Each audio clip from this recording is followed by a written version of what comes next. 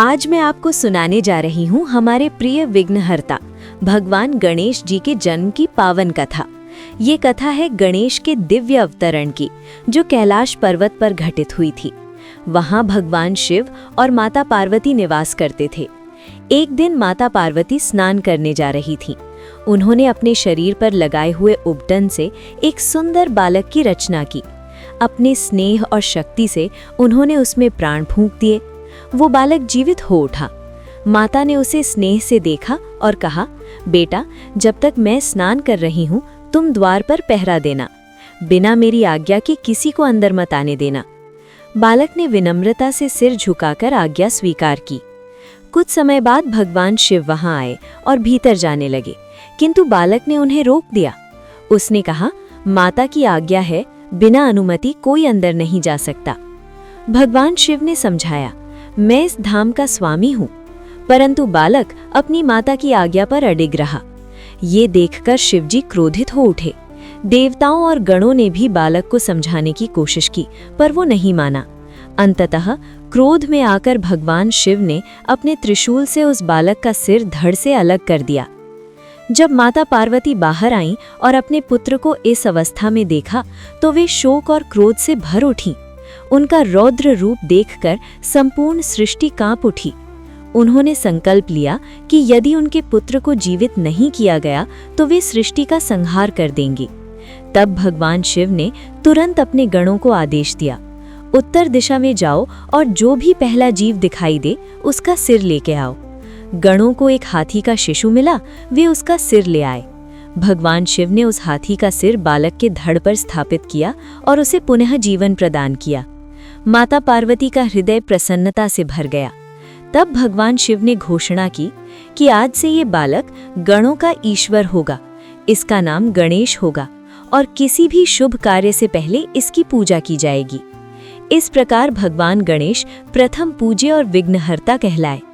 ये कथा हमें सिखाती है कि कर्तव्य के प्रति निष्ठा, माता पिता की आज्ञा का सम्मान और सच्ची भक्ति हमें महान बनाती है।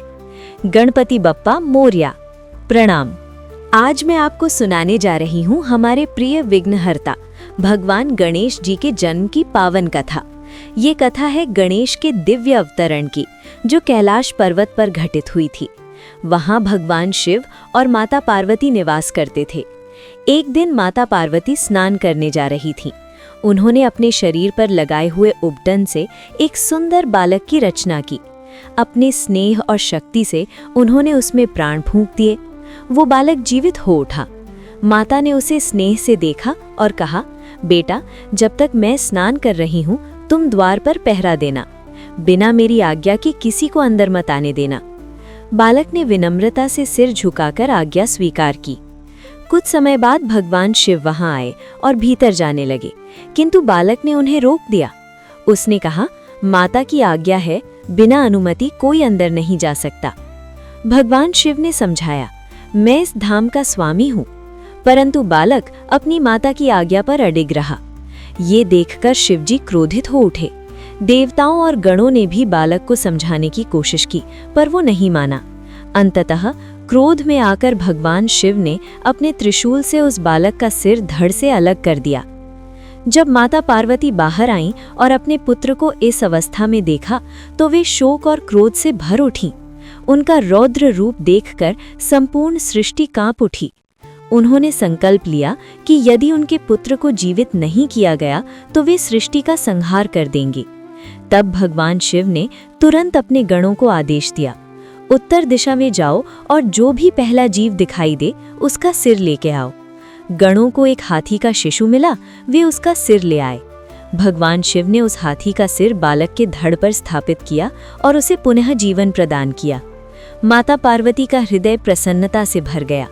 तब भगवान शिव ने घोषणा की कि आज से ये बालक गणों का ईश्वर होगा। इसका नाम गणेश होगा और किसी भी शुभ कार्य से पहले इसकी पूजा की जाएगी। इस प्रकार भगवान गणेश प्रथम पूज्य और विघ्नहर्ता कहलाए। ये कथा हमें सिखाती है कि कर्तव्य के प्रति निष्ठा, माता पिता की आज्ञा का सम्मान और सच्ची भक्ति हमें महान बनाती है। गणपति बप्पा मोरया। प्रणाम।